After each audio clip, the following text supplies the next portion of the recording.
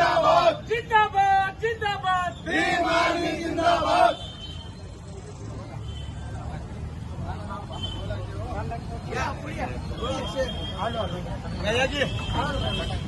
सगळ्यांना क्रांतिकारी जय भीम. जय भीम. जय भीम. भारत देशामध्ये होऊ घातलेल्या लोकसभा मतदारसंघाचा आज पूर्ण देशाचा या ठिकाणी निकाल लागलेला आहे.